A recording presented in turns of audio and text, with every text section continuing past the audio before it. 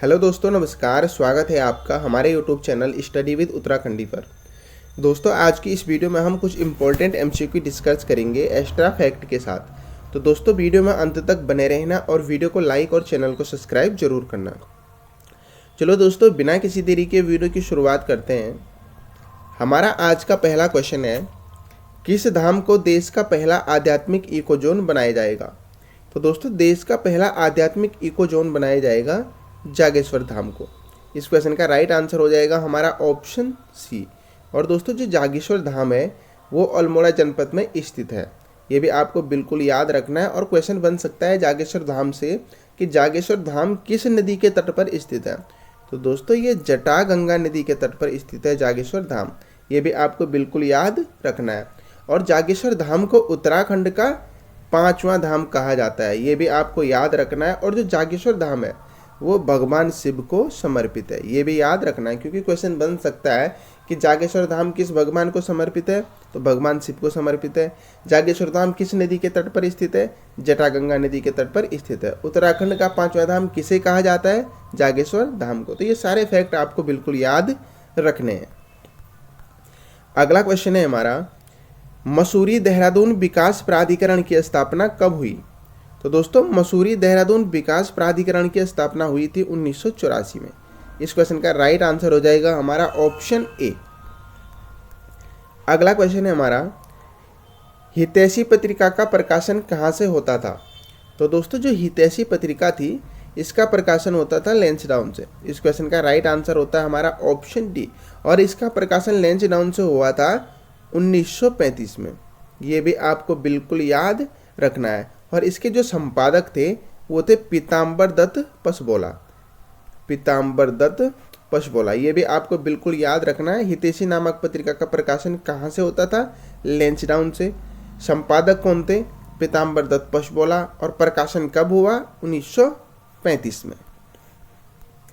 अगला क्वेश्चन है हमारा, टिहरी किसान कल्याण बैंक की स्थापना किसके द्वारा की गई थी? तो दोस्तों, टिहरी किसान कल्याण बैंक की स्थापना की गई थी कीर्ति शाह के द्वारा। इस क्वेश्चन का राइट आंसर हो जाएगा हमारा ऑप्शन सी। और दोस्तों, कीर्ति शाह से जो और क्वेश्चन बन सकते हैं कि जो टिहरी का घंटाघर है दोस्तों, उसका निर्माण किसके द्वारा करवाया गया था? तो दोस्तों, टिहरी के घंटाघर का निर्माण भी कीर्ति शाह के द्वारा करवाया गया था 1897 में। ये भी आपको बिल्कुल याद रखना है। और क्वेश्चन ये भी बन सकता है कि टिहरी के जो घंटाघर है वो कीर्ति शाह के द्वारा किसकी याद में बनवाया गया था? तो दोस्तों, ये महारानी विक्टोरिया की याद में बनवाया गया था कीर्ति शाह के द्वारा टिहरी का घंटाघर 1897 में। अगला क्वेश्चन है हमारा, अंबरधरा इको पार्क कहाँ स्थित है? तो दोस्तों, जो अंबरधरा इको पार्क है वो स्थित है टिहरी गढ़वाल में। इस क्वेश्चन का राइट आंसर हो जाएगा हमारा ऑप्शन ए।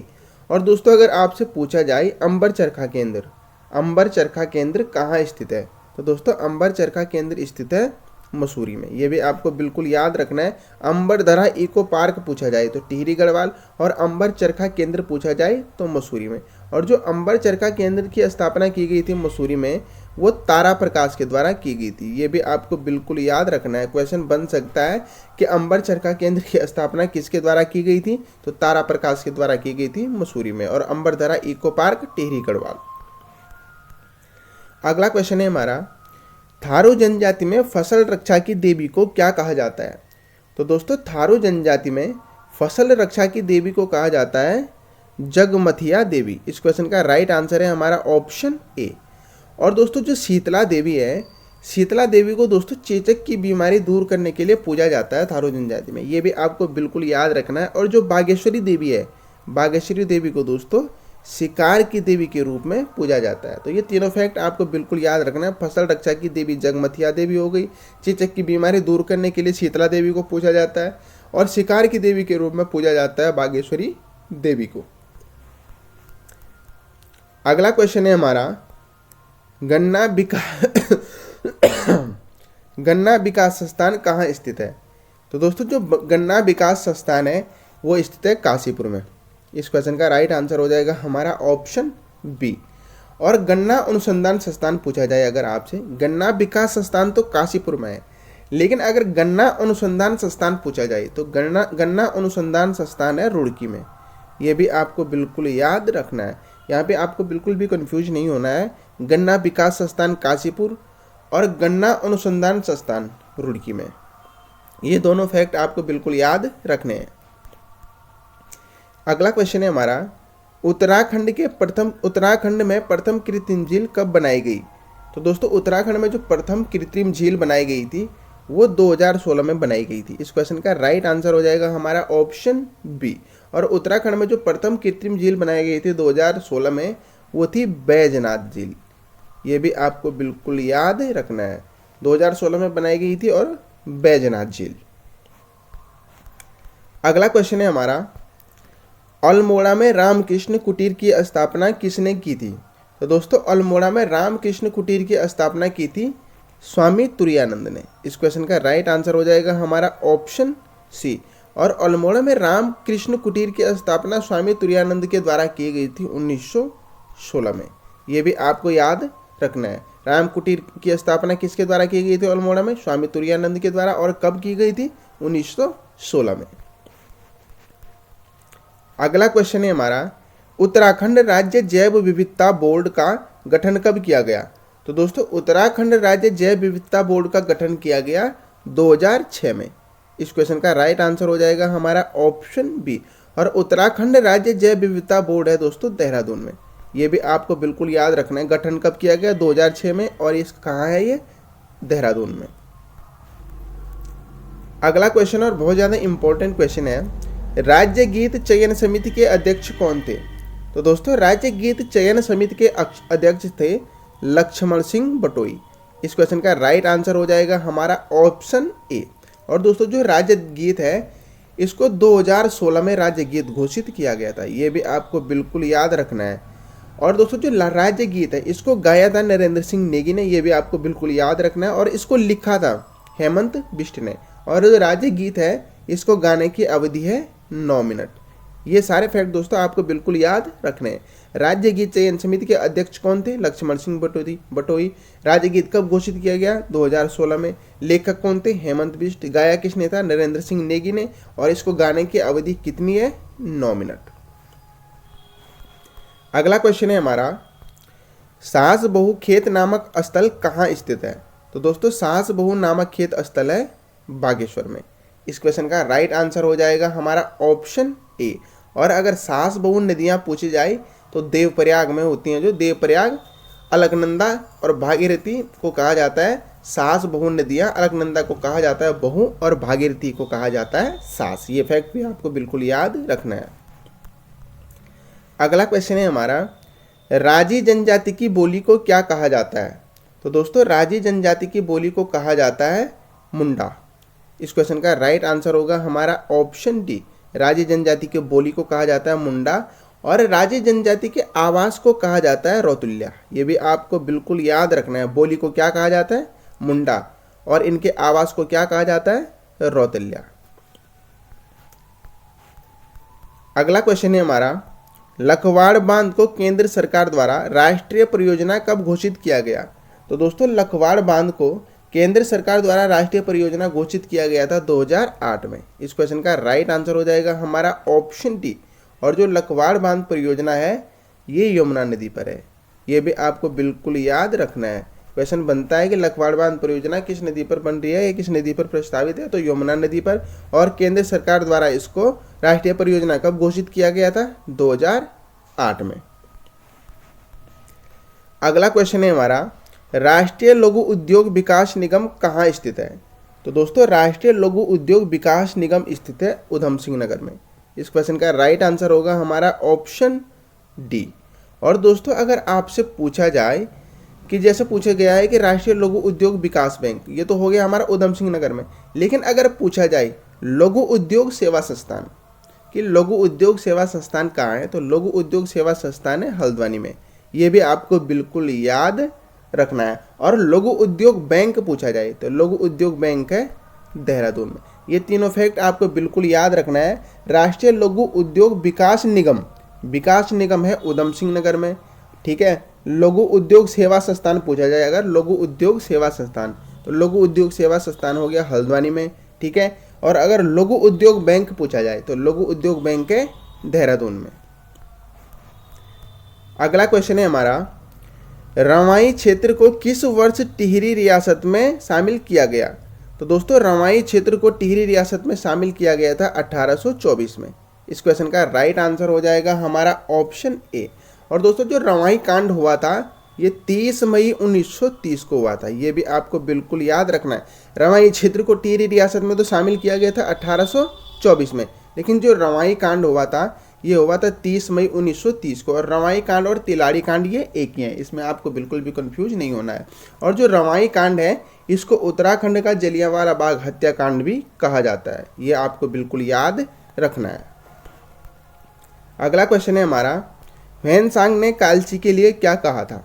तो दोस्तों ह्वेनसांग ने कालची के लिए कहा था सुधनगर। इस क्वेश्चन का राइट आंसर हो जाएगा हमारा ऑप्शन ए। और दोस्तों कालची का पुराना नाम था कलकूट, ये भी आपको बिल्कुल याद रखना है।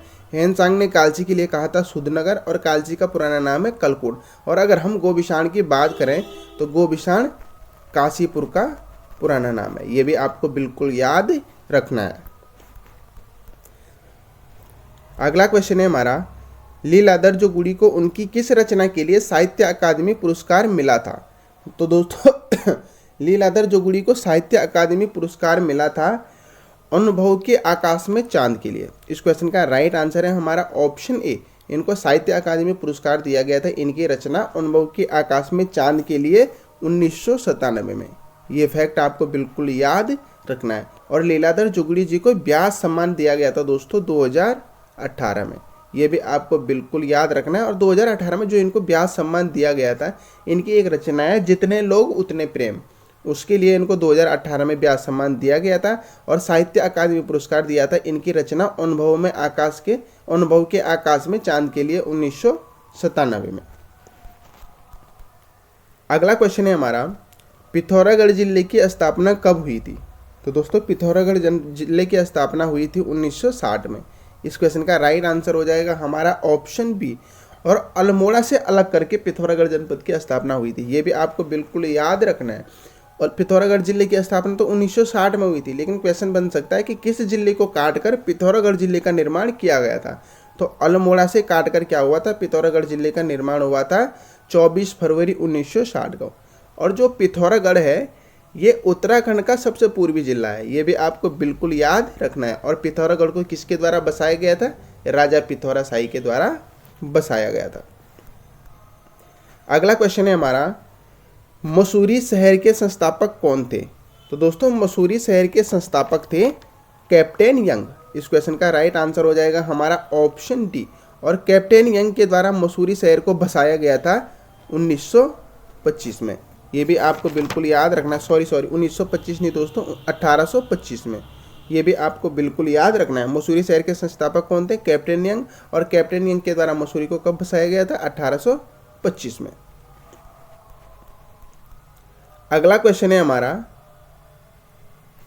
विशाल कीर्ति समाचार पत्र का प्रकाशन किस वर्ष हुआ था? तो दोस्तों विशाल कीर्ति जो समाचार पत्र है उसका प्रकाशन हुआ था 1913 में। इस क्वेश्चन का राइट आंसर हो जाएगा हमारा ऑप्शन सी। और दोस्तों जो विशाल कीर्ति समाचार पत्र था ये पौड़ी से निकलता था, ये भी आपको बिल्कुल याद रखना है, पौड़ी से। और इसके संपादक थे सदानंद कुकरेती, ये भी आपको बिल्कुल याद रखना है। विशाल कीर्ति समाचार पत्र का प्रकाशन कब हुआ? 1913 में। कहाँ से हुआ? पौड़ी से। और इसका संपादक कौन थे? सदानंद कुकरेती। अगला क्वेश्चन है हमारा, हस्तलिखित साप्ताहिक अखबार बाजार बंधु किस जनपद से निकलता था? तो दोस्तों जो हस्तलिखित साप्ताहिक अखबार था बाजार बंधु, ये निकलता था अल्मोड़ा से। इस क्वेश्चन का राइट आंसर हो जाएगा हमारा ऑप्शन सी। और दोस्तों यह अल्मोड़ा से निकला था 1913 में, ये भी आपको बिल्कुल याद रखना है। अगला क्वेश्चन है हमारा, तरुण कुमाऊं का प्रकाशन किस वर्ष हुआ था? तो दोस्तों जो तरुण कुमाऊं समाचार पत्र था इसका प्रकाशन हुआ था 1922 में। इस क्वेश्चन का राइट आंसर हो जाएगा हमारा ऑप्शन सी। और जो तरुण कुमाऊं समाचार पत्र था ये निकलता था लैंसडाउन से, ये भी आपको बिल्कुल याद रखना है। कहाँ से निकलता था? लैंसडाउन से निकलता था। इसका प्रकाशन कब हुआ? 1922 में। और इसके संपादक थे मुकुंदीलाल, ये भी आपको बिल्कुल याद रखना है। अगला क्वेश्चन है हमारा, भारत में सर्वप्रथम प्रिंटिंग प्रेस खोलने का श्रेय किसे दिया जाता है? तो दोस्तों भारत में सर्वप्रथम प्रिंटिंग प्रेस खोलने का श्रेय दिया जाता है पुर्तगालियों को। इस क्वेश्चन का राइट आंसर हो जाएगा हमारा ऑप्शन सी। अगला क्वेश्चन और आज का अंतिम क्वेश्चन है हमारा, किस पत्र में टिहरी राज्य प्रजामंडल के बारे में लिखने के कारण इसे रियासती पत्र घोषित किया गया था? तो दोस्तों टिहरी राज्य प्रजामंडल के बारे में लिखने के कारण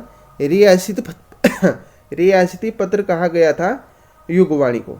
इस क्वेश्चन का राइट आंसर हो जाएगा हमारा ऑप्शन सी।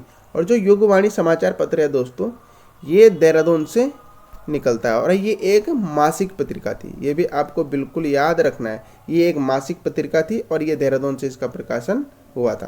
तो दोस्तों ये थे हमारे आज के कुछ इंपॉर्टेंट एमसीक्यू। आशा करता हूँ आपको वीडियो अच्छी लगी होगी। अगर वीडियो अच्छी लगी है तो वीडियो को लाइक और चैनल को सब्सक्राइब जरूर करें। और दोस्तों अगर आप हमारे टेलीग्राम ग्रुप से जुड़ना चाहते हैं तो टेलीग्राम ग्रुप का लिंक वीडियो के डिस्क्रिप्शन में दिया है मैंने, वहाँ से आप हमारे टेलीग्राम ग्रुप को ज्वाइन कर सकते हो। दोस्तों थोड़ा तबीयत ठीक नहीं है, खांसी हो रही है बहुत ज़्यादा। Thank you.